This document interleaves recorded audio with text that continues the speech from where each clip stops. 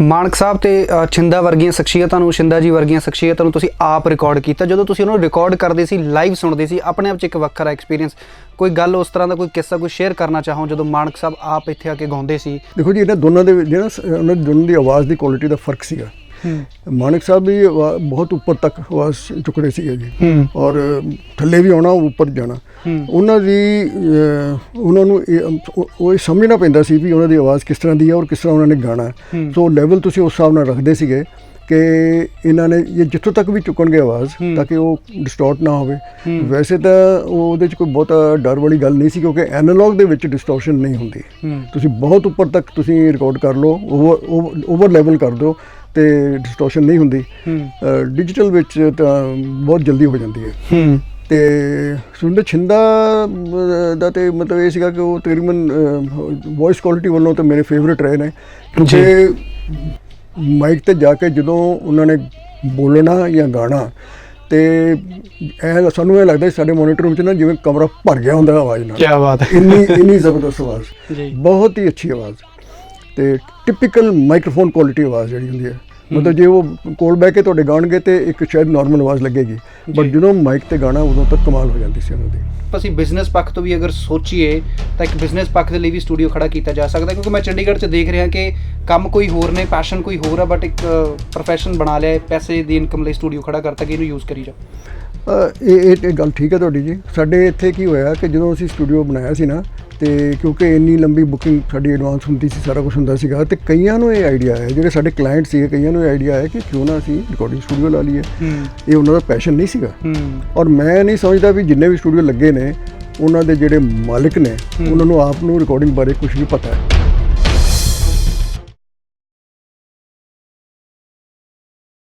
ਸਤਿ ਸ਼੍ਰੀ ਅਕਾਲ ਜੀ, ਮੈਂ ਯੋਗੇਸ਼ ਗੁਰਨਾ ਤੇ ਤੁਸੀਂ ਦੇਖ ਰਹੇ ਹੋ ਜੀ ਇੰਡੋਜ਼ ਟੀਵੀ ਆਸਟ੍ਰੇਲੀਆ। ਐਂਟਰਟੇਨਮੈਂਟ ਜ਼ਿੰਦਗੀ ਦੇ ਵਿੱਚ ਕਿਹਨੂੰ ਪਸੰਦ ਨਹੀਂ ਹੈਗਾ ਜੀ। ਹਰ ਬੰਦਾ ਆਪਣੇ ਆਪਣੇ ਅਕੋਰਡਿੰਗ ਜ਼ਿੰਦਗੀ ਦੇ ਵਿੱਚ ਐਂਟਰਟੇਨਮੈਂਟ ਚਾਹੁੰਦਾ ਹੈ ਤੇ ਕਰਦਾ ਵੀ ਹੈ। ਖਾਸ ਤੌਰ ਤੇ ਜੇ ਆਪਾਂ ਪੰਜਾਬ ਦੀ ਗੱਲ ਕਰੀਏ, ਪੰਜਾਬੀਆਂ ਦੀ ਗੱਲ ਕਰੀਏ, ਤਾਂ ਸਾਡਾ ਐਂਟਰਟੇਨਮੈਂਟ ਦੇ ਨਾਲ ਬਹੁਤ ਪੁਰਾਣਾ ਰਿਸ਼ਤਾ ਰਿਹਾ। ਪਹਿਲਾਂ ਭੰਗੜੇ ਬੋਲੀਆਂ ਦੇ ਨਾਲ ਹੁੰਦਾ ਸੀ, ਹੌਲੀ ਹੌਲੀ ਚੀਜ਼ਾਂ ਬਦਲਦੀਆਂ ਗਈਆਂ, ਜ਼ਮਾਨਾ ਬਦਲਦਾ ਗਿਆ, ਦੌਰ ਬਦਲਦਾ ਗਿਆ, ਤੇ ਟੈਕਨੀਕੈਲਿਟੀਜ਼ ਵਾਲੀਆਂ ਚੀਜ਼ਾਂ ਨੇ ਜਿਹੜੀਆਂ ਉਹ ਸਾਡੇ ਐਂਟਰਟੇਨਮੈਂਟ ਵਿੱਚ ਸ਼ਾਮਲ ਹੋ ਗਈਆਂ। ਪਹਿਲਾਂ ਅਸੀਂ ਸਿੱਧੇ ਸ਼ਬਦਾਂ 'ਚ ਕਹਾਂ ਤਵਿਆਂ ਦੇ ਉੱਪਰ ਸੁਣਿਆ, ਫਿਰ ਅਸੀਂ ਡੈਕ ਵਾਲੀਆਂ ਕੈਸਟਾਂ ਦੇ ਉੱਪਰ ਸੁਣਿਆ, ਤੇ ਫਿਰ ਸੀਡੀਜ਼ ਆਈਆਂ, ਤੇ ਅੱਜ ਕੱਲ੍ਹ ਦਾ ਦੌਰ ਤੁਹਾਨੂੰ ਸਾਰਿਆਂ ਨੂੰ ਪਤਾ ਹੀ ਹੈ। ਅੱਜ ਸਾਡੇ ਇਸ ਸ਼ੋਅ ਦੇ ਵਿੱਚ ਜਿਹੜੀ ਖਾਸ ਸ਼ਖਸੀਅਤ ਬੈਠੀ ਹੈ, ਉਸਨੇ ਇਹ ਸਾਰੀ ਤਕਰੀਬਨ ਦੌਰ ਦੇਖਿਆ, ਤੇ ਉਹਨਾਂ ਦੀ ਬਦੌਲਤ ਤਕਰੀਬਨ ਜਿੰਨਾ ਵੀ ਪੰਜਾਬੀ ਸਾਡੇ ਦੇਸ਼ ਦੇ ਵਿੱਚ ਵੱਸਦਾ ਹੈ, ਇੰਡੀਆ ਦੇ ਵਿੱਚ ਵੱਸਦਾ ਜਾਂ ਦੇਸ਼ ਔਰ ਦੁਨੀਆ ਦੇ ਵਿੱਚ ਵੱਸਦਾ, ਉਹਨਾਂ ਦੀ ਬਦੌਲਤ ਅਸੀਂ ਬਹੁਤ ਸਾਰੇ ਗਾਣੇ, ਬਹੁਤ ਸਾਰੀਆਂ ਫਿਲਮਾਂ ਸਾਡੇ ਤੱਕ ਪਹੁੰਚੀਆਂ ਨੇ, ਤੇ ਵੱਡੇ ਤੋਂ ਵੱਡੇ ਪੰਜਾਬੀ ਤੇ ਲੈਜੈਂਡਰੀ ਸਿੰਗਰ ਦੇ ਨਾਲ ਉਹ ਕੰਮ ਕਰ ਚੁੱਕੇ ਨੇ, ਤੇ ਉਹਨਾਂ ਦੀ ਬਦੌਲਤ ਉਹ ਆਪਣੇ ਗਾਣਿਆਂ ਨੂੰ ਵਧੀਆ ਪੱਧਰ ਤੇ ਵੱਡੇ ਪੱਧਰ ਤੇ ਰਿਕਾਰਡ ਕਰ ਚੁੱਕੇ ਨੇ। ਤੇ ਖਾਸ ਤੌਰ ਤੇ ਜਦੋਂ ਵੱਡੇ ਗਾਣਿਆਂ ਨੂੰ ਰਿਕਾਰਡ ਕਰਨ ਦੇ ਲਈ, ਕੁਛ ਨਵਾਂ ਤੇ ਡਿਫਰੈਂਟ ਮਿਊਜ਼ਿਕ ਦੇ ਵਿੱਚ ਕਰਨ ਲਈ ਸਾਡੇ ਨਾਰਥ ਇੰਡੀਆ ਦੇ ਵਿੱਚ, ਪੰਜਾਬ ਦੇ ਵਿੱਚ ਅਵੇਲੇਬਲ ਨਹੀਂ ਹੁੰਦਾ ਸੀ, ਤਾਂ ਉਦੋਂ ਇਸ ਸ਼ਖਸੀਅਤ ਨੇ ਇੱਕ ਕਹਿ ਲਓ ਕਿ ਬੀੜਾ ਚੁੱਕਿਆ ਤੇ ਇੱਕ ਸੈਟਅਪ ਚੰਡੀਗੜ੍ਹ ਸ਼ਹਿਰ ਦੇ ਵਿੱਚ ਲਾਇਆ, ਤੇ ਜਿਸ ਦੀ ਬਦੌਲਤ ਸਾਡੀ ਪੰਜਾਬੀ ਇੰਡਸਟਰੀ ਬਹੁਤ ਵੱਡੇ ਲੈਵਲ ਤੇ ਵਧੀ ਤੇ ਫੁੱਲੀ, ਤੇ ਬਹੁਤ ਨਾਮੀ ਸਿੰਗਰ ਬਣੇ। ਮੇਰੇ ਨਾਲ ਮੌਜੂਦ ਨੇ ਜੀ ਚੀਮਾ ਸਟੂਡੀਓ ਦੇ ਓਨਰ JS ਚੀਮਾ ਜੀ। ਬਹੁਤ ਸਾਰੀਆਂ ਗੱਲਾਂ ਜੋ ਉਹਨਾਂ ਦੇ ਨਾਲ ਹੋਣੀਆਂ ਨੇ, ਕਿਉਂਕਿ ਉਹਨਾਂ ਨੇ ਹਰ ਤਰ੍ਹਾਂ ਦਾ ਦੌਰ ਦੇਖਿਆ। ਜਦੋਂ ਪੰਜਾਬੀ ਫਿਲਮ ਇੰਡਸਟਰੀ ਪਹਿਲਾਂ ਜਵਾਨ ਸੀ ਉਦੋਂ ਵੀ, ਜਦੋਂ ਫਿਰ ਨੀਚੇ ਡਿੱਗੀ ਉਦੋਂ ਵੀ, ਤੇ ਅੱਜ ਫੇਰ ਉੱਠੀ ਤਾਂ ਉਦੋਂ ਵੀ। ਹਰ ਤਰ੍ਹਾਂ ਦੇ ਦੌਰ ਦਾ ਉਹ ਹਿੱਸਾ ਨੇ, ਤੇ ਕੈਸਟਾਂ ਤੋਂ ਲੈ ਕੇ ਤਵਿਆਂ ਤੋਂ ਲੈ ਕੇ ਅੱਜ ਪੈਨ ਡਰਾਈਵ ਦੇ ਦੌਰ ਤੱਕ ਉਹ ਆਪਣੇ ਇਸ ਸਟੂਡੀਓ ਦੇ ਵਿੱਚ ਕੰਮ ਕਰ ਰਹੇ ਨੇ, ਤੇ ਹਰ ਤਰ੍ਹਾਂ ਦੇ ਕਲਾਕਾਰ ਦੇ ਨਾਲ, ਹਰ ਤਰ੍ਹਾਂ ਦੀ ਤਕਨੀਕ ਦੇ ਨਾਲ ਉਹਨਾਂ ਨੇ ਕੰਮ ਕੀਤਾ ਹੈ। ਸੋ ਸਵਾਗਤ ਕਰਦੇ ਹਾਂ JS ਚੀਮਾ ਜੀ ਦਾ। ਸਤਿ ਸ਼੍ਰੀ ਅਕਾਲ ਸਰ। ਸਤਿ ਸ਼੍ਰੀ ਅਕਾਲ ਜੀ। ਸੋ ਜਾਣਾਂਗੇ ਜੀ JS ਚੀਮਾ ਜੀ ਤੋਂ ਕਿ ਆਖਿਰ ਇਹ ਕਿਵੇਂ, ਕਿਉਂਕਿ ਚੀਮਾ ਸਟੂਡੀਓ ਤੁਸੀਂ ਗੂਗਲ ਵੀ ਕਰੋਗੇ ਤਾਂ ਤੁਹਾਨੂੰ ਪਤਾ ਲੱਗ ਜਾਣਾ, ਸ਼ਹਿਰ ਚੰਡੀਗੜ੍ਹ ਦੀ ਸ਼ਾਨ ਹੈ ਜੀ।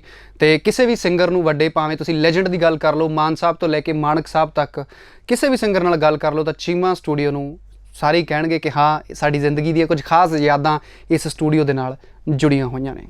ਚੀਮਾ ਸਾਹਿਬ, ਪਹਿਲਾ ਸਵਾਲ ਇਹੀ ਹੈ ਜੀ, ਹਰ ਤਰ੍ਹਾਂ ਦੀ ਟੈਕਨੋਲੋਜੀ ਦੇ ਨਾਲ ਤੁਸੀਂ ਕੰਮ ਕੀਤਾ ਹੈ, ਚੀਮਾ ਸਟੂਡੀਓ ਨੂੰ ਅੱਜ ਹਰ ਇੱਕ ਪੰਜਾਬੀ, ਹਰ ਇੱਕ ਸਿੰਗਰ ਜਾਣਦਾ ਹੈ।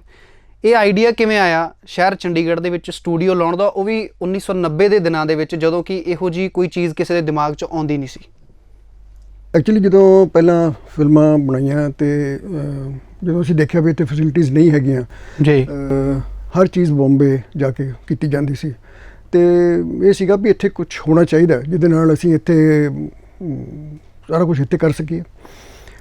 ਕਿਉਂਕਿ ਸਿੰਗਰ ਇੱਥੇ ਸੀ, ਮਿਊਜ਼ੀਸ਼ੀਅਨ ਵੀ ਇੱਥੇ ਸੀਗੇ, ਲੇਕਿਨ ਉਹ ਗਰੁੱਪ ਨਹੀਂ ਸੀ ਹੋਏ ਚੰਗੀ ਤਰ੍ਹਾਂ, ਇੱਕ ਪ੍ਰੋਫੈਸ਼ਨਲੀ ਕੰਮ ਨਹੀਂ ਸੀ ਕਰ ਰਹੇ, ਉਹ ਸਟੂਡੀਓਜ਼ ਨਹੀਂ ਸੀ ਹੈਗੇ। ਸੋ ਕਿਉਂਕਿ ਮੇਰਾ ਇੱਧਰ ਮੇਰਾ ਪੈਸ਼ਨ ਮੇਰਾ ਸ਼ੁਰੂ ਤੋਂ ਰਿਹਾ ਸਾਊਂਡ ਦਾ ਅਤੇ ਰਿਕਾਰਡਿੰਗ ਦਾ, ਅਤੇ ਫਿਰ ਮੈਂ ਸੋਚਿਆ ਵੀ ਇੱਥੇ ਰਿਕਾਰਡਿੰਗ ਸਟੂਡੀਓ ਲਾਇਆ ਜਾਵੇ, ਗਾਣੇ ਰਿਕਾਰਡ ਕਰਨੇ ਫਿਲਮਾਂ ਦੇ, ਪੰਜਾਬੀ ਫਿਲਮਾਂ ਵਾਸਤੇ ਗਾਣੇ ਇੱਥੇ ਰਿਕਾਰਡ ਹੋਣ। ਇਸ ਮਕਸਦ ਨਾਲ ਇਹ ਸਟੂਡੀਓ ਲਾਇਆ ਸੀਗਾ।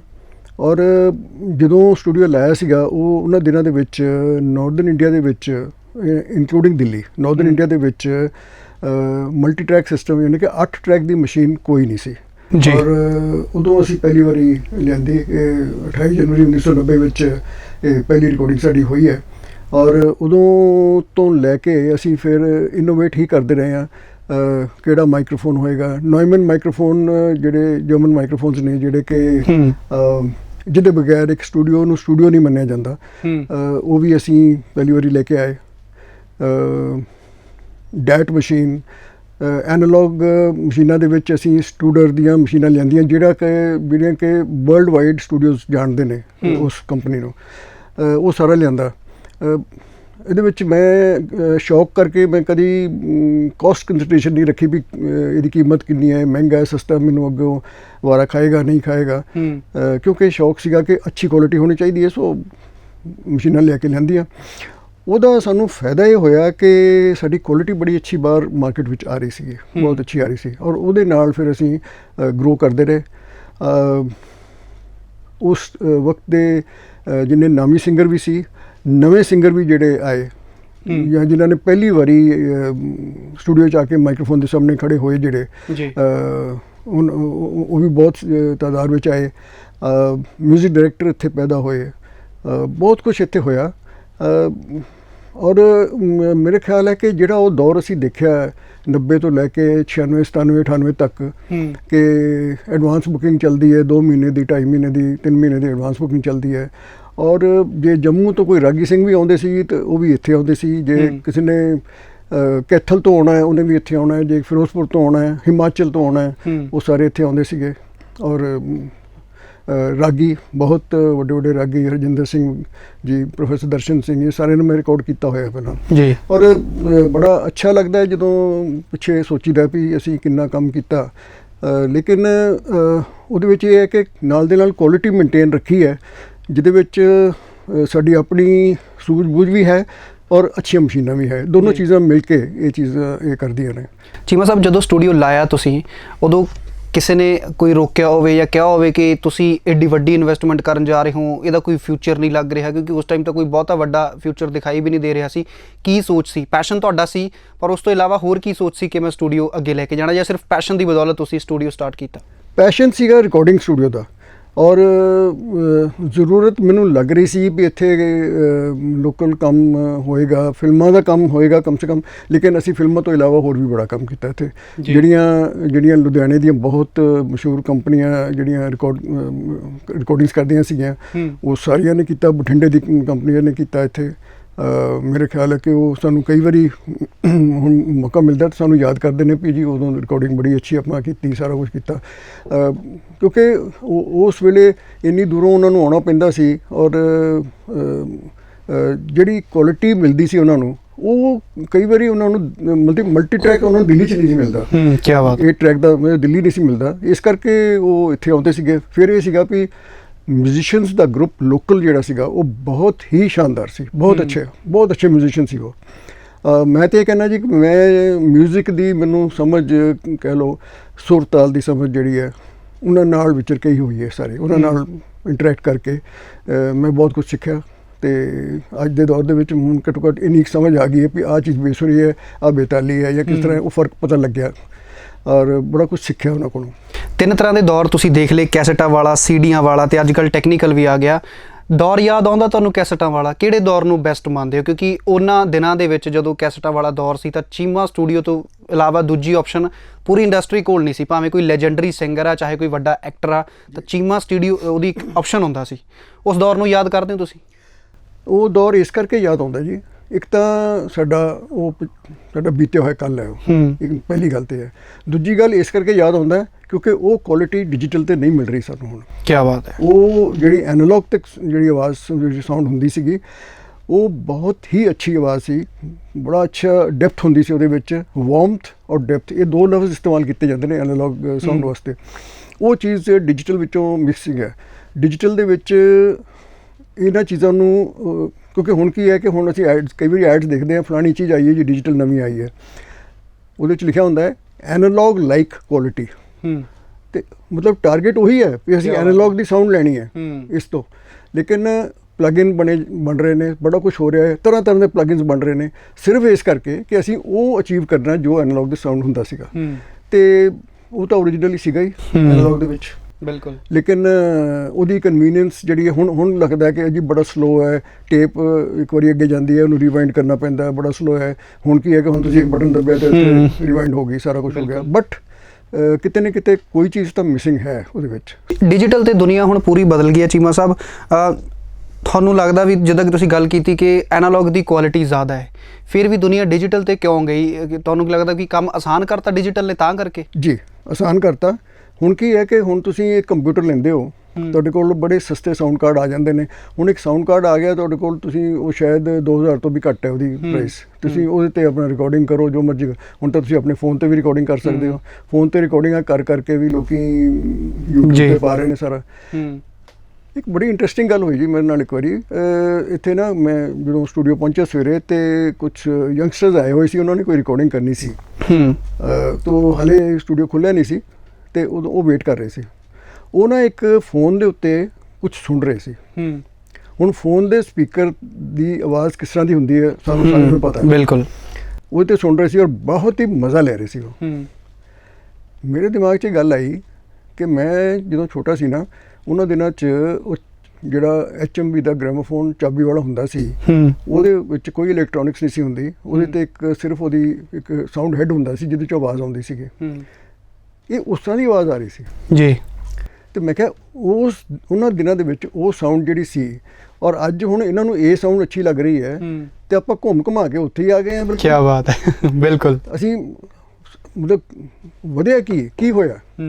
ਜੇ ਤੁਸੀਂ ਇਹੀ ਸਾਊਂਡ ਲੈਣੀ ਸੀ ਤੇ ਫਿਰ ਤਾਂ ਠੀਕ ਹੈ, ਫਿਰ ਉਹ ਗ੍ਰਾਮੋਫੋਨ ਵੀ ਸੀ ਜਾਂ ਉਸ ਤਰ੍ਹਾਂ। ਹੁਣ ਉਹਦਾ ਮਤਲਬ ਇਹ ਹੈ ਕਿ ਤੁਹਾਨੂੰ ਉਹਦੇ ਨਾਲ ਕੋਈ ਫਰਕ ਨਹੀਂ ਪੈਂਦਾ। ਅੱਜ ਦੀ ਡੇਟ ਦੇ ਵਿੱਚ ਡਿਜੀਟਲ ਟੈਕਨੋਲੋਜੀ ਦੇ ਵਿੱਚ ਸਾਨੂੰ ਆਦਤ ਪੈ ਗਈ। ਅਸੀਂ ਹੋਸਟਲ 'ਚ ਰਹਿੰਦੇ ਹਾਂ, ਸਾਨੂੰ ਢਾਬੇ ਦੀ ਰੋਟੀ ਖਾਣ ਦੀ ਆਦਤ ਪੈ ਗਈ। ਬਿਲਕੁਲ। ਅਸੀਂ ਭੁੱਲ ਗਏ ਵੀ ਘਰ ਦੀ ਰੋਟੀ ਕੀ ਸਵਾਦ ਹੁੰਦਾ ਉਹਦਾ। ਕੀ ਬਾਤ ਹੈ। ਭੁੱਲ ਗਏ ਹਾਂ। ਜਦੋਂ ਕਦੀ ਉਹਨਾਂ ਨੂੰ ਮਿਲੇ ਉਦੋਂ ਬੰਦਾ ਕਹਿੰਦਾ ਯਾਰ ਹਾਂ, ਉਹ ਫਿਰ ਯਾਦ ਕਰਦੇ ਉਹ ਰੋਟੀ ਬੜੀ ਸਵਾਦ ਸੀਗੀ। ਲੇਕਿਨ ਕਿਉਂਕਿ ਇਹ ਫਾਸਟ ਫੂਡ ਹੈ, ਇਹ ਬੜਾ ਕਨਵੀਨੀਐਂਟ ਹੈ, ਸਾਰਾ ਕੁਝ ਹੈ, ਇਸ ਕਰਕੇ ਆਪਾਂ ਇਹਨੂੰ ਯੂਜ਼ ਕਰ ਰਹੇ ਹਾਂ ਜੀ। ਠੀਕ ਹੈ, ਚੱਲੀ ਜਾਂਦਾ ਕੰਮ। ਇੱਕ ਗੱਲ ਹੋਰ ਚੀਮਾ ਸਾਹਿਬ, ਖਾਸ ਤੌਰ ਤੇ ਤੁਸੀਂ ਗੁਰਦਾਸ ਮਾਨ ਸਾਹਿਬ, ਮਾਣਕ ਜੀ ਹੋ ਗਏ, ਛਿੰਦਾ ਜੀ ਹੋ ਗਏ, ਵੱਡੇ ਵੱਡੇ ਲੈਜੈਂਡਰੀ ਸਿੰਗਰਾਂ ਨਾਲ ਗਾਇਆ ਜਿਹੜੇ ਵਾਕਈ ਹਿੱਕ ਦੇ ਜ਼ੋਰ ਤੇ ਗਾਉਂਦੇ ਸੀ। ਅੱਜ ਕੱਲ੍ਹ ਦੇ ਸਿੰਗਰਾਂ ਨੂੰ ਵੀ ਤੁਸੀਂ ਰਿਕਾਰਡ ਕਰਦੇ ਹੋ, ਕਿਹਨਾਂ ਨਾਲ ਕੰਮ ਕਰਨਾ ਸੌਖਾ ਸੀ? ਅੱਜ ਕੱਲ੍ਹ ਤਾਂ ਟੈਕਨੀਕ ਦੇ ਸਿਰ ਤੇ ਥੋੜ੍ਹੀ ਜਿਹੀ ਗਾਉਣ 'ਚ ਹੈਲਪ ਹੋ ਜਾਂਦੀ ਆ, ਪਰ ਉਹ ਸਿੰਗਰ ਵਾਕਈ ਓਰੀਜਨਲ ਸਾਜ਼ਾਂ ਦੇ ਨਾਲ, ਓਰੀਜਨਲ ਆਪਣੀ ਜ਼ੁਬਾਨ ਦੇ ਨਾਲ ਗਾਉਂਦੇ ਸੀ, ਜਿਹੜੀ ਅੰਦਰੋਂ ਨਿਕਲਦੀ ਸੀ। ਕਿਵੇਂ ਫੀਲ ਕਰਦੇ ਸੀ ਉਸ ਜ਼ਮਾਨੇ ਨੂੰ? ਉਸ ਟਾਈਮ 'ਚ ਗਾਇਕੀ ਦੀ ਤੁਸੀਂ ਜ਼ਿਆਦਾ ਰਿਸਪੈਕਟ ਮੰਨਦੇ ਸੀ? ਤੁਸੀਂ ਕਿਹਾ ਨਾ ਵੀ ਅੱਜ ਕੱਲ੍ਹ ਸੌਖੀ ਹੋ ਗਈ। ਉਹ ਜਿਹੜੀ ਟੈਕਨੀਕ ਹੈ ਨਾ, ਉਹ ਟੋਟਲੀ ਟੈਕਨੀਕ ਦੇ ਉੱਤੇ ਡਿਪੈਂਡੈਂਟ ਹੋ ਗਏ ਨੇ ਜੀ। ਇੱਥੇ ਆਪਣੇ ਪੰਜਾਬ ਵਿੱਚ ਤਾਂ ਹੈਗਾ ਹੀ ਹੈ ਪੰਜਾਬੀ ਸਿੰਗਰ ਦਾ। ਮੈਨੂੰ ਬੰਬੇ ਦਾ ਵੀ ਪਤਾ ਲੱਗਿਆ ਕਿ ਜਿਹੜੇ ਨਾਮੀ ਸਿੰਗਰ ਨੇ ਇਸ ਵੇਲੇ, ਉਹ ਗਾਣਾ ਡਬ ਕਰਨ ਤੋਂ ਬਾਅਦ 2 ਘੰਟੇ ਬੈਠ ਕੇ ਤੇ ਉਹਦੀ ਟਿਊਨਿੰਗ ਕਰਦੇ ਨੇ ਜੀ, ਰਿਕਾਰਡਿਸਟ ਨਾਲ ਬੈਠ ਕੇ ਵੀ ਇਹਨੂੰ ਸੁਰ ਚ ਲਾਓ। ਜਿਹੜੇ ਪੁਰਾਣੇ ਸਿੰਗਰ ਸੀਗੇ ਉਹਨਾਂ ਨੂੰ ਐਕਚੁਅਲੀ ਸੁਰ ਚ ਹੋਣਾ ਪੈਂਦਾ ਸੀਗਾ ਫਾਈਨਲ ਟੇਕ ਵਾਸਤੇ, ਤੇ ਜੇ ਨਹੀਂ ਸੀ ਠੀਕ ਹੁੰਦਾ ਤੇ ਉਹ ਦੁਬਾਰਾ ਕੀਤਾ ਜਾਂਦਾ ਸੀਗਾ। ਔਰ ਇਹ ਗੁੰਜਾਇਸ਼ ਨਹੀਂ ਸੀ ਹੁੰਦੀ ਕਿ ਤੁਸੀਂ ਉਹ ਟੇਕ ਸਾਰੇ ਰੱਖ ਲਓ ਤੇ ਬਾਅਦ ਚ ਦੇਖ ਲਓ ਵੀ ਕਿਹੜਾ ਠੀਕ ਹੈ। ਇਹ ਗੁੰਜਾਇਸ਼ ਵੀ ਨਹੀਂ ਸੀ ਹੈਗੀ। ਸੋ ਫਾਈਨਲ ਹੀ ਗਾਉਣਾ ਸੀਗਾ। ਇਹ ਫਰਕ ਹੈਗਾ। ਤੇ ਉਹ ਮਤਲਬ ਫਾਈਨਲ ਗਾਉਂਦੇ ਸੀਗੇ। ਮੇਰਾ ਨਹੀਂ ਖਿਆਲ ਕਿ ਕੋਈ ਵੀ ਤੁਸੀਂ ਪੁਰਾਣਾ ਗਾਣਾ ਚੁੱਕ ਲਓ, ਕਦੀ ਵੀ ਬੇਸੁਰਾ ਤੁਸੀਂ ਸੁਣੋਗੇ। ਹਾਂ ਬਿਲਕੁਲ, ਇਹ ਵੱਡਾ ਫਰਕ ਹੈ ਜਿਹੜਾ ਨਜ਼ਰ ਆਉਂਦਾ, ਬੜਾ ਵੱਡਾ ਫਰਕ ਹੈ। ਹੁਣ ਵੀ ਤੁਸੀਂ ਬੇਸੁਰਾ ਨਹੀਂ ਸੁਣਦੇ ਕਿਉਂਕਿ ਉਹ ਮਸ਼ੀਨ ਨੇ ਕੀਤਾ ਹੋਇਆ। ਬਿਲਕੁਲ, ਇਹ ਫਰਕ ਆ ਗਿਆ। ਅੱਛਾ ਚੀਮਾ ਸਾਹਿਬ, ਫਿਲਮਾਂ ਦੀ ਤੁਸੀਂ ਸ਼ੁਰੂ 'ਚ ਗੱਲ ਕੀਤੀ ਕਿ ਫਿਲਮਾਂ ਵੀ ਤੁਸੀਂ ਇੱਥੇ ਕਾਫੀ ਡੱਬ ਕੀਤੀਆਂ, ਪੁਰਾਣੇ ਸਮੇਂ ਦੀਆਂ ਵੀ ਤੇ ਹੁਣ ਦੀਆਂ ਵੀ। ਕੀ ਫਰਕ ਦੇਖਦੇ ਹੋ ਪੁਰਾਣੇ ਤੇ ਹੁਣ ਸਮੇਂ ਦੇ ਵਿੱਚ? ਪਹਿਲਾਂ ਫਿਲਮ ਡੱਬ ਕਰਨੀ ਸੌਖੀ ਸੀ ਜਾਂ ਅੱਜ ਕੱਲ੍ਹ ਫਿਲਮ ਡੱਬ ਕਰਨੀ ਸੌਖੀ ਹੋ ਗਈ ਆ? ਜਿਸ ਤਰ੍ਹਾਂ ਗਾਣੇ ਦੀ ਡਬਿੰਗ ਹੁੰਦੀ ਸੀ ਨਾ ਵੀ ਸਾਨੂੰ ਫਾਈਨਲ ਟੇਕ ਓਕੇ ਇੱਕ ਲੈਣਾ ਪੈਂਦਾ ਸੀਗਾ, ਉਸ ਤਰ੍ਹਾਂ ਹੀ ਪਹਿਲਾਂ ਫਿਲਮਾਂ ਦੀ ਡਬਿੰਗ ਦੇ ਵਿੱਚ ਓਕੇ ਫਾਈਨਲ ਕਰਨਾ ਪੈਂਦਾ ਸੀ ਇੱਕ ਜੀ। ਹੁਣ ਕੀ ਹੋ ਗਿਆ ਕਿ ਹੁਣ ਚਲਦੇ ਚਲਦੇ ਉਹ ਮਤਲਬ ਸਾਡੇ ਇੱਥੇ ਇੱਕ ਬੜੇ ਨਾਮੀ ਐਕਟਰ ਬੰਬੇ ਤੋਂ ਆ ਕੇ ਉਹਨਾਂ ਨੇ ਇੱਥੇ ਡਬਿੰਗ ਕੀਤੀ ਹੈ ਤੇ ਉਹ ਉਹਨਾਂ ਦਾ ਸਟਾਈਲ ਇਹ ਸੀਗਾ ਕਿ ਉਹਨਾਂ ਦੇ ਨਾਲ ਕੋਈ ਬੰਦਾ ਜੇ ਬੈਠਾ ਹੈ ਉਹਦੇ ਨਾਲ ਗੱਲਾਂ ਵੀ ਮਾਰੀ ਜਾਂਦੇ ਨੇ, ਨਾਲੇ ਉਹ ਕਹਿੰਦੇ ਟੇਕ ਚਾਲੂ ਰੱਖੋ। ਕੀ ਬਾਤ ਹੈ। ਵਿੱਚੋਂ ਉਹ ਡਾਇਲੌਗ ਬੋਲੀ ਜਾ ਰਹੇ ਨੇ ਔਰ ਘੱਟੋ ਘੱਟ 15 ਡਿਫਰੈਂਟ ਤਰੀਕਿਆਂ ਨਾਲ ਬੋਲ ਦਿੱਤਾ ਤੇ ਵਿੱਚੋਂ ਫਿਰ ਦੂਜੇ ਨਾਲ ਵੀ ਗੱਲਾਂ ਕਰਨ ਲੱਗ ਗਏ ਤੇ ਫਿਰ ਉਹ ਕਹਿੰਦੇ ਜੀ ਹੁਣ ਸਾਨੂੰ ਕਾਫੀ ਸਮਾਨ ਮਿਲ ਗਿਆ ਹੋਣਾ, ਇਹਦੇ ਚੋਂ ਕੱਟ ਕੇ ਲਾ ਲਿਓ। ਕੀ ਬਾਤ ਹੈ। ਹੁਣ ਇਹ ਸਟਾਈਲ ਹੈ ਜੀ ਕੰਮ ਕਰਨ ਦਾ ਜੀ। ਮਤਲਬ ਕਹਾਂਗੇ ਪੈਸ਼ਨ ਦੀ ਕਮੀ ਹੋ ਗਈ, ਤਕਨੀਕ ਦੇ ਸਾਰੇ ਗੱਲਾਂ ਛੱਡਤੀਆਂ। ਪਹਿਲਾਂ ਸਿਰਫ ਸਾਰੀ ਗੱਲ ਦਿਮਾਗ ਤੇ ਸੋਚ ਤੇ ਖੜੀ ਸੀ ਕਿ ਨਹੀਂ ਮੈਂ ਸਹੀ ਕਰਨਾ, ਬਟ ਹੁਣ ਟੈਕਨੀਕ ਨੇ ਕਹਿ ਲਓ ਕਿ ਟੈਲੈਂਟ ਦੀ ਕਦਰ ਘਟਾਤੀ। ਇਸ ਟੈਕਨੀਕ ਨੇ ਬਹੁਤ ਘਟਾਤੀ ਹੈ, ਬਹੁਤ ਕੁਝ ਘਟਾਇਆ। ਮਤਲਬ ਇਹਦੇ ਵਿੱਚ acting, dubbing, singing, editing, camera work, ਹਰ ਚੀਜ਼ ਨੂੰ ਚੇਂਜ ਕਰ ਦਿੱਤਾ ਬਿਲਕੁਲ ਟੋਟਲੀ। ਇੱਕ ਹੋਰ ਵੱਡੀ ਗੱਲ ਚੀਮਾ ਸਾਹਿਬ, ਅੱਜ ਕੱਲ੍ਹ ਦੇਖਦੇ ਆਪਣੀ ਪੰਜਾਬੀ ਇੰਡਸਟਰੀ ਬਹੁਤ ਉੱਠ ਖੜੀ ਆ। ਚੰਡੀਗੜ੍ਹ ਦੇ ਵਿੱਚ ਹੀ ਦੇਖ ਲਈਏ ਤਾਂ ਬਹੁਤ ਸਾਰੇ ਸਾਊਂਡ ਸਟੂਡੀਓਜ਼ ਬਣ ਗਏ ਨੇ ਤੇ ਤੁਸੀਂ ਕਹਿ ਰਹੇ ਹੋ ਕਿ ਮੈਂ ਪੈਸ਼ਨ ਦੇ ਨਾਲ 90s ਦੇ ਵਿੱਚ ਸਟਾਰਟ ਕੀਤਾ, ਬਟ ਅੱਜ ਕੱਲ੍ਹ ਇੱਕ ਬਿਜ਼ਨਸ ਵੀ ਹੋ ਗਿਆ ਹੈ। ਤੁਹਾਨੂੰ ਕੀ ਲੱਗਦਾ, ਤੁਸੀਂ ਪਿਛਲੇ 30 ਸਾਲਾਂ ਤੋਂ ਆਲਮੋਸਟ ਸਰਵਾਈਵ ਕਰ ਰਹੇ ਹੋ ਇੰਡਸਟਰੀ ਦੇ, ਹਰ ਤਰ੍ਹਾਂ ਦੀ ਟੈਕਨੀਕ ਨਾਲ ਤੁਸੀਂ ਚੱਲੇ ਹੋ। ਇੱਕ ਸਾਊਂਡ ਸਟੂਡੀਓ ਨੂੰ, ਫਿਲਮ ਡਬਿੰਗ ਸਟੂਡੀਓ ਨੂੰ ਕਾਮਯਾਬ ਕਰਨ ਦੇ ਲਈ ਪੈਸ਼ਨ ਕਿੰਨਾ ਕੁ ਜ਼ਰੂਰੀ ਹੈ, ਜਾਂ ਸਿਰਫ ਅਸੀਂ ਬਿਜ਼ਨਸ ਪੱਖ ਤੋਂ ਵੀ ਅਗਰ ਸੋਚੀਏ ਤਾਂ ਇੱਕ ਬਿਜ਼ਨਸ ਪੱਖ ਦੇ ਲਈ ਵੀ ਸਟੂਡੀਓ ਖੜਾ ਕੀਤਾ ਜਾ ਸਕਦਾ? ਕਿਉਂਕਿ ਮੈਂ ਚੰਡੀਗੜ੍ਹ 'ਚ ਦੇਖ ਰਿਹਾ ਕਿ ਕੰਮ ਕੋਈ ਹੋਰ ਨੇ, ਪੈਸ਼ਨ ਕੋਈ ਹੋਰ ਆ, ਬਟ ਇੱਕ ਪ੍ਰੋਫੈਸ਼ਨ ਬਣਾ ਲਿਆ, ਪੈਸੇ ਦੀ ਇਨਕਮ ਲਈ ਸਟੂਡੀਓ ਖੜਾ ਕਰਤਾ ਕਿ ਇਹਨੂੰ ਯੂਜ਼ ਕਰੀ ਜਾਓ। ਇਹ ਗੱਲ ਠੀਕ ਹੈ ਤੁਹਾਡੀ ਜੀ। ਸਾਡੇ ਇੱਥੇ ਕੀ ਹੋਇਆ ਕਿ ਜਦੋਂ ਅਸੀਂ ਸਟੂਡੀਓ ਬਣਾਇਆ ਸੀ ਨਾ, ਤੇ ਕਿਉਂਕਿ ਇੰਨੀ ਲੰਬੀ ਬੁਕਿੰਗ ਸਾਡੀ ਐਡਵਾਂਸ ਹੁੰਦੀ ਸੀ, ਸਾਰਾ ਕੁਝ ਹੁੰਦਾ ਸੀਗਾ, ਤੇ ਕਈਆਂ ਨੂੰ ਇਹ ਆਈਡੀਆ ਆਇਆ, ਜਿਹੜੇ ਸਾਡੇ ਕਲਾਇੰਟ ਸੀਗੇ ਕਈਆਂ ਨੂੰ ਇਹ ਆਈਡੀਆ ਆਇਆ ਕਿ ਕਿਉਂ ਨਾ ਅਸੀਂ ਰਿਕਾਰਡਿੰਗ ਸਟੂਡੀਓ ਲਾ ਲਈਏ। ਇਹ ਉਹਨਾਂ ਦਾ ਪੈਸ਼ਨ ਨਹੀਂ ਸੀਗਾ, ਉਹਨਾਂ ਨੇ ਉਹ ਤਾਂ ਪੈਸ਼ਨ ਤਾਂ ਕੋਈ ਹੋਰ ਸੀ ਉਹਨਾਂ ਦਾ, ਲੇਕਿਨ ਉਹਨਾਂ ਨੇ ਸੋਚਿਆ ਵੀ ਅਸੀਂ ਇਹ ਲਾ ਲੈਨੇ ਕਿਉਂਕਿ ਬੜਾ ਅੱਛਾ ਬਿਜ਼ਨਸ ਲੱਗ ਰਿਹਾ ਹੈ, ਤਾਂ ਇਹ ਤਾਂ ਕੰਮ ਵੀ ਬਹੁਤ ਹੈ। ਸੋ ਇਸ ਤਰ੍ਹਾਂ ਦੇ ਜਿਹੜੇ ਸਟੂਡੀਓ ਲੱਗੇ ਨੇ ਉਹ totally business point of view ਨਾਲ ਲੱਗੇ ਨੇ ਉਹਦੇ ਵਿੱਚ। ਔਰ ਮੈਂ ਨਹੀਂ ਸਮਝਦਾ ਵੀ ਜਿੰਨੇ ਵੀ ਸਟੂਡੀਓ ਲੱਗੇ ਨੇ ਉਹਨਾਂ ਦੇ ਜਿਹੜੇ ਮਾਲਿਕ ਨੇ ਉਹਨਾਂ ਨੂੰ ਆਪ ਨੂੰ ਰਿਕਾਰਡਿੰਗ ਬਾਰੇ ਕੁਝ ਵੀ ਪਤਾ ਹੈ। ਐਗਜ਼ੈਕਟਲੀ, ਉਹਨਾਂ ਨੂੰ ਬਿਲਕੁਲ ਨਹੀਂ ਪਤਾ। ਔਰ ਸ਼ਾਇਦ ਇਹੀ ਫਰਕ ਹੈ, ਇਹੀ ਫਰਕ ਹੋਏਗਾ ਕਿਉਂਕਿ ਇੱਥੇ ਇੱਕ ਪਰਸਨਲ ਟੱਚ ਹੁੰਦਾ ਸਾਡਾ, ਸਾਨੂੰ ਪਤਾ ਹੁੰਦਾ ਕੋਈ ਗੱਲ ਹੁੰਦੀ ਹੈ ਤੇ ਸਾਨੂੰ ਪਤਾ ਵੀ ਕੀ ਕਰਨਾ। ਮੈਂ ਪਹਿਲਾਂ ਮੈਂ ਰਿਕਾਰਡਿੰਗ ਆਪ ਕਰਦਾ ਹੁੰਦਾ ਸੀ, ਮੈਂ ਹੁਣ ਆਪਣੇ ਆਫਿਸ 'ਚ ਬੈਠਾ ਹੁੰਦਾ ਤੇ ਮੈਨੂੰ ਤਕਰੀਬਨ ਪਤਾ ਹੁੰਦਾ ਵੀ ਕਿਹੜੀ ਚੀਜ਼ ਨੂੰ ਕਿੰਨਾ ਟਾਈਮ ਅੰਦਰ ਲੱਗ ਰਿਹਾ, ਇੱਕ ਅੰਦਾਜ਼ਾ ਹੁੰਦਾ, ਤੁਹਾਨੂੰ ਪਤਾ ਹੁੰਦਾ ਕਿਉਂਕਿ ਤੁਹਾਨੂੰ ਕੰਮ ਆਉਂਦਾ। ਜੇ ਕੰਮ ਨਹੀਂ ਆਉਂਦਾ ਫਿਰ ਤਾਂ ਤੁਸੀਂ ਟੋਟਲੀ ਡਿਪੈਂਡੈਂਟ ਹੋ ਆਪਣੇ ਟੈਕਨੀਸ਼ੀਅਨ 'ਤੇ, ਜੋ ਵੀ ਹੋ ਰਿਹਾ ਚਲੋ ਠੀਕ ਹੈ ਜੀ। ਉਹ ਹੁਣ ਟੈਕਨੀਸ਼ੀਅਨ 'ਤੇ ਡਿਪੈਂਡ ਕਰਦਾ ਵੀ ਉਹਦਾ ਕਿੰਨਾ ਕੈਲੀਬਰ ਹੈ, ਉਹ ਕਿੰਨੀ ਵਧੀਆ ਰਿਕਾਰਡਿੰਗ ਕਰਦਾ ਹੈ ਜਾਂ ਉਹ ਕਿੰਨਾ ਕੁ ਇੰਟਰਸਟ ਲੈਂਦਾ ਉਹਦੇ ਵਿੱਚ। ਇਹ ਫਿਰ ਉਸ ਤਰ੍ਹਾਂ ਦਾ ਰਿਜ਼ਲਟ ਆਉਂਦਾ ਫਿਰ ਸਾਰਾ। ਮਾਨਕ ਸਾਹਿਬ ਤੇ ਛਿੰਦਾ ਵਰਗੀਆਂ ਸ਼ਖਸੀਅਤਾਂ ਨੂੰ, ਛਿੰਦਾ ਜੀ ਵਰਗੀਆਂ ਸ਼ਖਸੀਅਤਾਂ ਨੂੰ ਤੁਸੀਂ ਆਪ ਰਿਕਾਰਡ ਕੀਤਾ। ਜਦੋਂ ਤੁਸੀਂ ਉਹਨਾਂ ਨੂੰ ਰਿਕਾਰਡ ਕਰਦੇ ਸੀ, ਲਾਈਵ ਸੁਣਦੇ ਸੀ, ਆਪਣੇ ਆਪ 'ਚ ਇੱਕ ਵੱਖਰਾ ਐਕਸਪੀਰੀਅੰਸ। ਕੋਈ ਗੱਲ ਉਸ ਤਰ੍ਹਾਂ ਦਾ, ਕੋਈ ਕਿੱਸਾ, ਕੋਈ ਸ਼ੇਅਰ ਕਰਨਾ ਚਾਹੋ ਜਦੋਂ ਮਾਨਕ ਸਾਹਿਬ ਆਪ ਇੱਥੇ ਆ ਕੇ ਗਾਉਂਦੇ ਸੀ ਤੇ ਤੁਸੀਂ ਉਹਨਾਂ ਨੂੰ ਰਿਕਾਰਡ ਕਰਦੇ ਸੀ? ਦੇਖੋ ਜੀ, ਇਹਨਾਂ ਦੋਨਾਂ ਦੇ ਜਿਹੜਾ ਉਹਨਾਂ ਦੋਨਾਂ ਦੀ ਆਵਾਜ਼ ਦੀ ਕੁਆਲਿਟੀ ਦਾ ਫਰਕ ਸੀਗਾ। ਮਾਨਕ ਸਾਹਿਬ ਦੀ ਬਹੁਤ ਉੱਪਰ ਤੱਕ ਆਵਾਜ਼ ਚੁੱਕਦੇ ਸੀਗੇ ਜੀ, ਔਰ ਥੱਲੇ ਵੀ ਆਉਣਾ, ਉੱਪਰ ਜਾਣਾ। ਉਹਨਾਂ ਨੂੰ ਉਹ ਸਮਝਣਾ ਪੈਂਦਾ ਸੀ ਵੀ ਉਹਨਾਂ ਦੀ ਆਵਾਜ਼ ਕਿਸ ਤਰ੍ਹਾਂ ਦੀ ਹੈ ਔਰ ਕਿਸ ਤਰ੍ਹਾਂ ਉਹਨਾਂ ਨੇ ਗਾਣਾ। ਸੋ ਲੈਵਲ ਤੁਸੀਂ ਉਸ ਹਿਸਾਬ ਨਾਲ ਰੱਖਦੇ ਸੀਗੇ ਕਿ ਇਹਨਾਂ ਨੇ ਇਹ ਜਿੱਥੋਂ ਤੱਕ ਵੀ ਚੁੱਕਣਗੇ ਆਵਾਜ਼ ਤਾਂ ਕਿ ਉਹ ਡਿਸਟੋਰਟ ਨਾ ਹੋਵੇ। ਵੈਸੇ ਤਾਂ ਉਹਦੇ 'ਚ ਕੋਈ ਬਹੁਤਾ ਡਰ ਵਾਲੀ ਗੱਲ ਨਹੀਂ ਸੀ ਕਿਉਂਕਿ ਐਨਾਲੌਗ ਦੇ ਵਿੱਚ ਡਿਸਟੋਰਸ਼ਨ ਨਹੀਂ ਹੁੰਦੀ। ਤੁਸੀਂ ਬਹੁਤ ਉੱਪਰ ਤੱਕ ਤੁਸੀਂ ਰਿਕਾਰਡ ਕਰ ਲਓ, ਓਵਰ ਲੈਵਲ ਕਰ ਦਿਓ ਤੇ ਡਿਸਟੋਰਸ਼ਨ ਨਹੀਂ ਹੁੰਦੀ। ਡਿਜੀਟਲ ਵਿੱਚ ਤਾਂ ਬਹੁਤ ਜਲਦੀ ਹੋ ਜਾਂਦੀ ਹੈ। ਤੇ ਸੁਰਿੰਦਰ ਛਿੰਦਾ ਦਾ ਤੇ ਮਤਲਬ ਇਹ ਸੀਗਾ ਕਿ ਉਹ ਤਕਰੀਬਨ ਵੌਇਸ ਕੁਆਲਿਟੀ ਵੱਲੋਂ ਤਾਂ ਮੇਰੇ ਫੇਵਰੇਟ ਰਹੇ ਨੇ ਕਿਉਂਕਿ ਮਾਈਕ 'ਤੇ ਜਾ ਕੇ ਜਦੋਂ ਉਹਨਾਂ ਨੇ ਬੋਲਣਾ ਜਾਂ ਗਾਣਾ ਤੇ ਸਾਨੂੰ ਇਹ ਲੱਗਦਾ ਸਾਡੇ ਮੋਨੀਟਰ ਰੂਮ 'ਚ ਨਾ ਜਿਵੇਂ ਕਮਰਾ ਭਰ ਗਿਆ ਹੁੰਦਾ ਆਵਾਜ਼ ਨਾਲ। ਕਿਆ ਬਾਤ ਹੈ, ਇੰਨੀ ਜ਼ਬਰਦਸਤ ਆਵਾਜ਼, ਬਹੁਤ ਹੀ ਅੱਛੀ ਆਵਾਜ਼ ਤੇ ਟਿਪੀਕਲ ਮਾਈਕਰੋਫੋਨ ਕੁਆਲਿਟੀ ਆਵਾਜ਼ ਜਿਹੜੀ ਹੁੰਦੀ ਹੈ। ਮਤਲਬ ਜੇ ਉਹ ਕੋਲ ਬਹਿ ਕੇ ਤੁਹਾਡੇ ਗਾਣਗੇ ਤੇ ਇੱਕ ਸ਼ਾਇਦ ਨਾਰਮਲ ਆਵਾਜ਼ ਲੱਗੇਗੀ, ਬਟ ਜਦੋਂ ਮਾਈਕ 'ਤੇ ਗਾਣਾ ਉਦੋਂ ਤੱਕ ਕਮਾਲ ਹੋ ਜਾਂਦੀ ਸੀ ਉਹਨਾਂ ਦੀ। 30 ਸਾਲ ਦਾ ਸਮਾਂ ਤੁਸੀਂ ਆਲਰੇਡੀ ਹੁਣ ਗੁਜ਼ਾਰ ਚੁੱਕੇ ਹੋ ਆਪਣੇ ਸਟੂਡੀਓ ਦੇ ਨਾਲ ਇੰਡਸਟਰੀ ਦੇ ਵਿੱਚ। ਕਦੇ ਵਿੱਚ ਕੋਈ ਇਹੋ ਜਿਹਾ ਟਾਈਮ ਆਇਆ ਜਦੋਂ ਤੁਹਾਨੂੰ ਲੱਗਿਆ ਹੋਵੇ ਕਿ ਹੁਣ ਮੈਨੂੰ ਛੱਡ ਦੇਣਾ ਚਾਹੀਦਾ, ਜਾਂ ਜਦੋਂ ਇੰਡਸਟਰੀ ਬਿਲਕੁਲ ਹੀ ਬੈਠ ਗਈ ਸੀ ਉਦੋਂ ਲੱਗਿਆ ਕਿ ਯਾਰ ਹੁਣ ਕੰਮ ਘਟ ਗਿਆ ਵੀ ਹੁਣ ਚਲੋ ਛੱਡ ਦੇਣਾ ਚਾਹੀਦਾ, ਕੁਛ ਇੱਦਾਂ ਦਾ ਕਦੇ ਕੋਈ ਖਿਆਲ?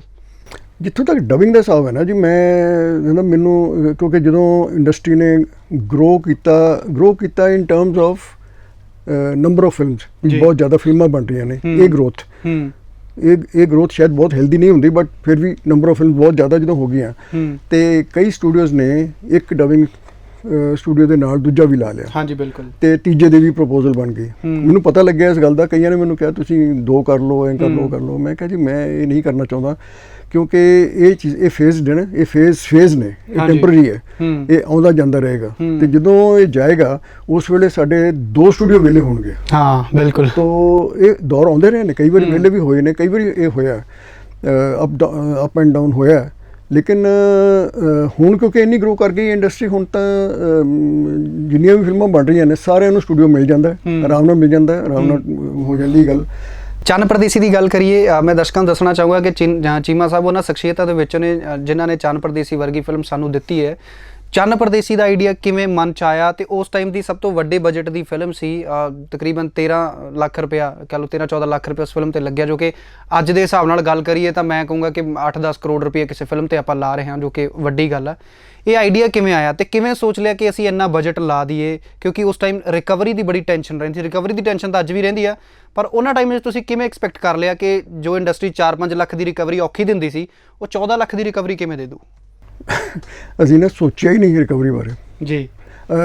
ਅਸੀਂ 3 ਪਾਰਟਨਰ ਸੀਗੇ, ਮੈਂ ਤੇ ਬਲਦੇਵ ਨੇ ਸ਼ੁਰੂ ਕੀਤੀ ਸੀ ਕੰਪਨੀ ਜੀ ਜਿਹੜੀ ਸੀਗੀ, ਤੇ ਬਲਦੇਵ ਗਿੱਲ ਮੇਰੇ ਨਾਲ ਸੀਗੇ ਕਿਉਂਕਿ ਉਹਨਾਂ ਨੇ ਲਿਖੀ ਹੈ, ਉਹ ਰਾਈਟਿੰਗ ਉਹਨਾਂ ਨੇ ਕੀਤੀ ਹੈ ਸਾਰੀ। ਤੇ ਇੱਕ ਸਾਡੇ 3rd ਪਾਰਟਨਰ ਸੀਗੇ ਯੋਗਰਾਜ ਸੇਠਾ ਪਟਿਆਲੇ ਤੋਂ, ਤੇ ਅਸੀਂ ਤਿੰਨਾਂ ਨੇ ਫਿਲਮ ਬਣਾਈ। ਮੇਰਾ ਨਹੀਂ ਖਿਆਲ ਕਿ ਫਿਲਮ ਕੰਪਲੀਟ ਹੋਣ ਤੋਂ ਬਾਅਦ ਤੱਕ ਵੀ ਅਸੀਂ ਸੋਚਿਆ ਵੀ ਰਿਕਵਰੀ ਕਿੱਦਾਂ ਹੋਏਗੀ, ਅਸੀਂ ਸੋਚਿਆ ਹੀ ਨਹੀਂ ਜੀ। ਪੈਸੇ ਸਾਡੇ ਤਿੰਨਾਂ ਚੋਂ ਕਿਸੇ ਕੋਲ ਨਹੀਂ ਸੀਗੇ ਜੀ। ਦੋਸਤ ਰਿਸ਼ਤੇਦਾਰ ਜੀ ਕੰਮ ਆਉਂਦੇ ਰਹੇ, ਜਦੋਂ ਮੁੱਕਦੇ ਸੀ ਤੂੰ ਲਿਆ ਵੀ ਆਪਣੇ, ਕੋਈ ਪੈਸੇ ਲਿਆ ਤੂੰ ਲਿਆ ਆਪਣੇ, ਇਸ ਤਰ੍ਹਾਂ ਹੀ ਚੱਲਦਾ ਰਿਹਾ ਕੰਮ, ਇਸ ਤਰ੍ਹਾਂ ਹੀ ਫਿਲਮ ਬਣੀ ਹੈ, ਇਸ ਤਰ੍ਹਾਂ ਹੀ ਸਾਰੀ ਕੰਪਲੀਟ ਹੋਈ। ਲੇਕਿਨ ਪੈਸ਼ਨ ਇੰਨਾ ਜ਼ਿਆਦਾ ਸੀਗਾ ਕਿ ਫਿਲਮ ਵਧੀਆ ਬਣਾਉਣੀ ਹੈ ਤੇ ਸਭ ਕੁਝ ਅੱਛਾ ਕਰਨਾ, ਔਰ ਪ੍ਰਮਾਤਮਾ ਨੇ ਇਹ ਨਾਲ ਮਦਦ ਕੀਤੀ ਵੀ ਜਿਹੜੇ ਅਸੀਂ ਸਟਾਰ ਲਏ ਸੀਗੇ, ਸਟਾਰ ਕੀ ਲਏ ਸੀ, ਐਕਟਰ ਲਏ ਸੀਗੇ, ਉਹ ਜਦੋਂ ਫਿਲਮ ਰਿਲੀਜ਼ ਹੋਈ ਉਦੋਂ ਤੱਕ ਸਟਾਰ ਬਣ ਗਏ ਸੀਗੇ, ਔਰ ਉਸ ਚੀਜ਼ ਨੇ ਸਾਨੂੰ ਬਹੁਤ ਹੈਲਪ ਕੀਤਾ। ਸੋ ਰਿਕਵਰੀ ਬਾਰੇ ਤਾਂ ਕਦੀ ਸੋਚਿਆ ਨਹੀਂ ਸੀ। 13 ਲੱਖ ਦੇ ਵਿੱਚ ਇਹਦਾ ਪਹਿਲੀ ਕਾਪੀ ਆਈ ਸੀਗੀ ਜੀ, ਤੇ ਉਸ ਜ਼ਮਾਨੇ ਵਿੱਚ ਆਮ ਤੌਰ ਤੇ ਫਿਲਮਾਂ 5 ਲੱਖ ਤੋਂ ਥੋੜ੍ਹਾ ਜਿਹਾ ਉੱਪਰ ਬਣਦੀਆਂ, 5 ਤੋਂ 7 ਦੇ ਵਿੱਚ ਬਣਦੀਆਂ ਸੀਗੀਆਂ। ਆਪਣੇ ਪੈਸ਼ਨ ਦੇ ਲਈ ਚੀਮਾ ਸਾਹਿਬ ਤੁਸੀਂ ਉਸ ਟਾਈਮ ਐਡਾ ਵੱਡਾ ਰਿਸਕ ਲਿਆ ਕਿਵੇਂ? ਮੈਂ ਇੱਕ ਹੁਣ ਅੱਜ ਕੱਲ੍ਹ ਦੀ ਯੰਗਸਟਰ ਪੀੜ੍ਹੀ ਦੇ ਨਾਲ ਜੁੜਿਆ ਸਵਾਲ ਪੁੱਛੂੰਗਾ ਕਿ ਅਗਰ ਤੁਹਾਡੇ 'ਚ ਪੈਸ਼ਨ ਆ, ਜਿਵੇਂ ਅੱਜ ਕੱਲ੍ਹ ਦੀ ਪੀੜ੍ਹੀ ਕਨਫਿਊਜ਼ ਹੋ ਜਾਂਦੀ ਹੈ, ਅਗਰ ਪੈਸ਼ਨ ਆ ਤਾਂ ਕੀ ਉਹਨਾਂ ਨੂੰ ਰਿਸਕ ਲੈਣਾ ਚਾਹੀਦਾ? ਤੁਸੀਂ ਲਿਆ ਰਿਸਕ, ਕੈਲਕੂਲੇਟਿਵ ਰਿਸਕ ਸੀ ਤੁਹਾਡਾ, ਜਾਂ ਸਿਰਫ ਲੈ ਲਿਆ ਕਿ ਦੇਖੀ ਜਾਊਗੀ ਫਿਲਮ ਤਾਂ ਬਣਾਉਣੀ ਆ, ਕਿਉਂਕਿ ਗੱਲ ਕਿਸੇ ਦੂਜੇ ਪਾਸੇ ਵੀ ਜਾ ਸਕਦੀ ਸੀ, ਕੁਝ ਬੈਕਅਪ ਪਲਾਨ ਤੇ ਮਨ 'ਚ ਹੋਣਾ ਨਾ ਕਿ ਜੇ ਗੱਲ ਦੂਜੇ ਪਾਸੇ ਚੱਲ ਗਈ ਫਿਰ ਕੀ ਕਰਾਂਗੇ? ਨਹੀਂ, ਕੋਈ ਬੈਕਅਪ ਪਲਾਨ ਨਹੀਂ, ਰਿਸਕ ਬਾਰੇ ਸੋਚਿਆ ਹੀ ਨਹੀਂ ਜੀ। ਇਹ ਕਦੀ ਸੋਚਿਆ ਹੀ ਨਹੀਂ ਵੀ ਇਹ ਫੇਲ ਹੋ ਜਾਏਗੀ, ਇਹ ਕਦੀ ਸੋਚਿਆ ਹੀ ਨਹੀਂ ਕਿ ਅਸੀਂ ਐਸਾ ਕੰਮ ਕਰ ਰਹੇ ਹਾਂ, ਜੇ ਇਸ ਤਰ੍ਹਾਂ ਹੋ ਗਿਆ ਤਾਂ ਫਿਰ ਕੀ ਹੋਏਗਾ, ਇਹ ਕਦੀ ਨਹੀਂ ਸੋਚਿਆ, ਇਹ ਕਦੀ ਦਿਮਾਗ ਵਿੱਚ ਹੀ ਨਹੀਂ ਆਈ ਗੱਲ ਕਦੀ। ਅਸੀਂ ਤਿੰਨਾਂ ਦੇ ਸਾਡੇ ਇਸ ਤਰ੍ਹਾਂ ਹੀ ਸੀਗਾ। ਮੈਂ ਤਾਂ ਪਰਸਨਲੀ ਤਾਂ ਮੈਂ ਅੱਜ ਵੀ ਨਹੀਂ ਸੋਚਦਾ, ਜਦੋਂ ਅੱਜ ਵੀ ਕੁਝ ਹੁੰਦਾ ਨਾ ਕਿ ਬਸ ਆਹ ਕੰਮ ਕਰਨਾ ਹੈ ਤੇ ਕਰਨਾ ਹੈ ਬਸ ਜੀ, ਕਿਉਂਕਿ ਮੈਨੂੰ ਚੰਗਾ ਲੱਗਦਾ, ਮੈਂ ਕਰਨਾ ਚਾਹੁੰਦਾ, ਇਸ ਕਰਕੇ ਮੈਂ ਕਰਨਾ। ਇਸੇ ਪਾਲਿਸੀ ਤੇ ਮੈਂ ਸਾਰੀ ਉਮਰ ਚੱਲਿਆ ਜੀ। ਅੱਜ ਹੁਣ ਇੰਡਸਟਰੀ ਸਾਡੀ ਦੁਬਾਰੇ ਕਾਫੀ ਅੱਛਾ ਕੰਮ ਕਰ ਰਹੀ ਹੈ, ਬਹੁਤ ਅੱਛੀਆਂ ਤੇ ਵੱਡੇ ਲੈਵਲ ਦੀਆਂ ਫਿਲਮਾਂ ਬਣ ਰਹੀਆਂ ਨੇ। ਹੁਣ ਕੋਈ ਵਿਚਾਰ ਖਿਆਲ ਹੈ ਮਨ 'ਚ ਕਿ ਮੈਂ ਵੀ ਇੱਕ ਫਿਲਮ ਬਣਾਵਾਂ, ਕਿਉਂਕਿ ਤੁਸੀਂ ਉਸ ਟਾਈਮ 'ਚ ਬਣਾ ਚੁੱਕੇ ਹੋ, 90s 'ਚ ਬਣਾ ਚੁੱਕੇ ਹੋ, ਅੱਜ ਤਾਂ ਬਣਾਉਣਾ ਤੁਹਾਡੇ ਲਈ ਸੌਖਾ ਹੋਵੇਗਾ? ਨਹੀਂ, ਉਹ 80 'ਚ ਬਣੀ ਹੈ ਜੀ, ਉਹ 81 'ਚ ਰਿਲੀਜ਼ ਹੋਈ ਹੈ, ਚੰਨ ਪਰਦੇਸੀ 81 'ਚ ਰਿਲੀਜ਼ ਹੋਈ ਹੈ, ਵਾਰਿਸ ਰਿਲੀਜ਼ ਹੋਈ ਹੈ 88 ਵਿੱਚ ਜੀ। ਤਾਂ 88 ਵਿੱਚ ਹੀ ਇਹ ਸਟੂਡੀਓ ਫਿਰ ਸ਼ੁਰੂ ਕੀਤਾ। ਉਸ ਤੋਂ ਬਾਅਦ ਹੁਣ ਕੀ ਹੈ ਕਿ ਹੁਣ ਮੇਰਾ ਫਿਰ ਵਿਚਾਰ ਇਹ ਬਣ ਰਿਹਾ ਹੈ ਕਿ ਮੈਂ ਸਟੂਡੀਓ ਤੇ ਇੰਨਾ ਟਾਈਮ ਲਾਇਆ, ਸਾਰਾ ਕੁਝ ਕੀਤਾ, ਬਟ ਮੈਂ ਕਿਉਂ ਨਾ ਫਿਲਮ ਬਾਰੇ ਸੋਚਾਂ, ਤੇ ਮੈਂ ਸੋਚਣਾ ਸ਼ੁਰੂ ਕੀਤਾ ਜੀ। ਔਰ ਕਾਫੀ ਐਡਵਾਂਸ ਸਟੇਜ ਤੇ ਗੱਲ ਚੱਲ ਰਹੀ ਹੈ ਇਨਵੈਸਟਰਸ ਨਾਲ ਜੀ, ਤੇ ਜਦੋਂ ਵੀ ਇਹ ਚੀਜ਼ ਫਾਈਨਲ ਹੋ ਗਈ ਫਿਰ ਡੈਫੀਨਿਟਲੀ ਸ਼ੁਰੂ ਕਰਾਂਗੇ। ਮੈਂ ਕਿਸ ਤਰ੍ਹਾਂ ਦਾ ਪ੍ਰੋਜੈਕਟ ਤੁਸੀਂ ਸੋਚਿਆ, ਕਿਸ ਤਰ੍ਹਾਂ ਦੀ ਚੀਜ਼ ਤੁਸੀਂ ਹੁਣ ਬਣਾਉਣਾ ਚਾਹੁੰਦੇ ਹੋ? ਜਿਹੜੀਆਂ ਸਕ੍ਰਿਪਟਸ ਤੇ ਕੰਮ ਕੀਤਾ ਹੋਇਆ ਹੁਣ ਤੱਕ ਜੀ, ਸਾਰੀਆਂ ਇਮੋਸ਼ਨਲ ਮਿਊਜ਼ੀਕਲ ਲਵ ਸਟੋਰੀਜ਼ ਨੇ ਜੀ। ਮੈਂ ਕਿਸੇ ਨੂੰ ਕੋਈ ਸਿੱਖਿਆ ਨਹੀਂ ਦੇਣਾ ਚਾਹੁੰਦਾ, ਮੈਂ ਕਿਸੇ ਨੂੰ ਕੋਈ ਮੈਸੇਜ ਨਹੀਂ ਦੇਣਾ, ਮੈਂ ਕਿਸੇ ਨੂੰ ਕੋਈ ਇੱਦਾਂ ਦੀ ਗੱਲ ਨਹੀਂ ਕਰਨੀ, ਕਿਉਂਕਿ ਜਿਹੜਾ ਮੈਸੇਜ ਹੁੰਦਾ ਜੀ, ਉਹ ਕੋਈ ਵੀ ਬੱਚਾ ਆਪਣੇ ਪਿਓ ਤੋਂ ਨਹੀਂ ਸੁਣਨੀ ਚਾਹੁੰਦਾ ਕੋਈ ਗੱਲ। ਜੇ ਪਿਓ ਸਮਝਾਵੇ ਨਾ ਜੀ, ਕਾਕਾ ਐ ਨਹੀਂ ਕਰੀਦਾ ਹੁੰਦਾ, ਕੋਈ ਨਹੀਂ ਸੁਣਦਾ। ਤੋ ਇਸ ਕਰਕੇ ਇਹ ਚੀਜ਼ ਤਾਂ ਕਰਨੀ ਨਹੀਂ। ਇਮੋਸ਼ਨਲ ਲਵ ਸਟੋਰੀ ਜਿਹੜੀ ਹੈ ਉਹ ਹਮੇਸ਼ਾ ਚੱਲਦੀ ਹੈ ਜੀ, ਉਹ ਐਵਰਗ੍ਰੀਨ ਹੁੰਦੀ ਹੈ। ਸੋ ਇਸ ਕਰਕੇ ਮੇਰਾ ਇਹੀ ਟਾਰਗੇਟ ਹੈ ਵੀ ਇਸ ਤਰ੍ਹਾਂ ਦੀ ਫਿਲਮ ਬਣਾਈ ਜਾਵੇ। ਔਰ ਜੋ ਮੈਂ ਮਹਿਸੂਸ ਕਰ ਰਿਹਾ ਇਸ ਵੇਲੇ ਕਿ ਪੰਜਾਬੀ ਫਿਲਮਾਂ ਦੀ ਇੱਕ ਐਸੀ ਆਡੀਅנס ਹੈ ਜੀ। ਜਿਹੜੀ ਕਿ ਪੰਜਾਬੀ ਫਿਲਮਾਂ ਇਸ ਵੇਲੇ ਨਹੀਂ ਦੇਖ ਰਹੀ, ਬਿਲਕੁਲ ਉਹਨਾਂ ਨੂੰ ਇਨਵੋਲਵ ਕਰਨਾ ਨਾਲ ਜੀ, ਉਹ ਬੜਾ ਜ਼ਰੂਰੀ ਹੋ ਗਿਆ, ਉਹਨਾਂ ਨੂੰ ਇਨਵੋਲਵ ਕਰਨਾ ਤੇ ਉਸ ਟਾਈਪ ਦਾ ਹੀ ਸਬਜੈਕਟ ਬਣਾਉਣਾ ਜਿਹਦੇ ਨਾਲ ਉਹ ਇਨਵੋਲਵ ਹੋ ਜਾਣ। ਚੀਮਾ ਸਾਹਿਬ ਫਾਈਨਲੀ ਆਪਣੇ ਜਿਹੜੀ ਆਡੀਅנס ਆ, ਕਿਉਂਕਿ ਖਾਸ ਡਿਮਾਂਡ ਤੇ ਅਸੀਂ ਅੱਜ ਤੁਹਾਡੇ ਨਾਲ ਗੱਲਾਂ ਬਾਤਾਂ ਕਰ ਰਹੇ ਹਾਂ, ਕੀ ਸੁਨੇਹਾ ਕੀ ਮੈਸੇਜ ਆਮ ਜਨਤਾ ਨੂੰ ਤੁਸੀਂ ਦੇਣਾ ਚਾਹੋਗੇ, ਖਾਸ ਕਰ ਉਹਨਾਂ ਲੋਕਾਂ ਨੂੰ ਜਿਹੜੇ ਐਂਟਰਟੇਨਮੈਂਟ ਨੂੰ ਪਿਆਰ ਕਰਦੇ ਨੇ? ਦੇਖੋ ਜੀ, ਜਿਹੜੇ ਕੰਮ ਕਰਨਾ ਚਾਹੁੰਦੇ ਨੇ ਐਂਟਰਟੇਨਮੈਂਟ ਇੰਡਸਟਰੀ ਵਾਸਤੇ ਜੀ, ਔਰ ਉਹਨਾਂ ਦਾ ਜੇ ਉਹ ਪੈਸ਼ਨੇਟ ਨੇ ਇਹਦੇ ਬਾਰੇ, ਤੇ ਪੈਸ਼ਨ ਜੇ ਹੈਗਾ ਤੇ ਫਿਰ ਉਹ ਉਹਨਾਂ ਨੂੰ ਕਰਨਾ ਚਾਹੀਦਾ ਜੀ। ਉੱਥੇ ਤੁਸੀਂ ਕੈਲਕੂਲੇਟਿਵ ਰਿਸਕ ਨਹੀਂ ਲੈ ਸਕਦੇ, ਉੱਥੇ ਤਾਂ ਤੁਹਾਨੂੰ ਫੁੱਲ ਰਿਸਕ ਲੈਣਾ ਪਏਗਾ। ਕੀ ਬਾਤ ਹੈ। ਔਰ ਕਿਉਂਕਿ ਕੈਲਕੂਲੇਟਿਵ ਰਿਸਕ ਜਿਹੜਾ ਹੁੰਦਾ ਨਾ, ਉਹ ਕਿਤੇ ਨਾ ਕਿਤੇ ਤੁਹਾਨੂੰ ਖਿੱਚੇਗਾ ਵੀ ਮੈਂ ਯਾਰ ਆ ਨਾ ਹੀ ਕਰਾਂ ਤੇ ਚੰਗਾ ਹੈ। ਤੇ ਇਹਦੇ ਵਿੱਚ ਰਿਸਕ ਇਹ ਹੁੰਦਾ ਹੈ ਕਿ ਤੁਹਾਡੀ ਫੈਮਿਲੀ ਲਾਈਫ ਡਿਸਟਰਬ ਹੋ ਸਕਦੀ ਹੈ, ਤੁਹਾਡੀ ਜਿੰਨੀ ਤੁਸੀਂ ਪੈਸਾ ਕਮਾਉਣਾ ਚਾਹੁੰਦੇ ਹੋ ਉਹਦੇ ਵਿੱਚ ਵਾਧਾ ਘਾਟਾ ਹੋ ਸਕਦਾ, ਬਿਲਕੁਲ ਇਹ ਸਾਰੀ ਚੀਜ਼ਾਂ ਹੋ ਸਕਦੀਆਂ ਨੇ।